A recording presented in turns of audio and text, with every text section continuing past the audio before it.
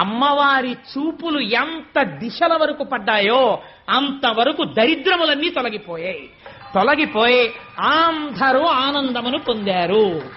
లక్ష్మీదేవి జన్మించింది ఆనాడు పాలసముద్రం దగ్గర ఉత్సవం జరిగినట్టు జరుగుతోంది. నేను ఇక్కడ నమ్మి ఒక మాట చెప్తున్నాను, ఇవాళ ఈ ఘట్టాన్ని ఎవరు విన్నారో వాళ్ళకి కొన్ని కోట్ల జన్మలు తరమవలసిన దరిద్రం నశించిపోయింది. ఇది పరమ యథార్థం. అందుకని ఆ తల్లి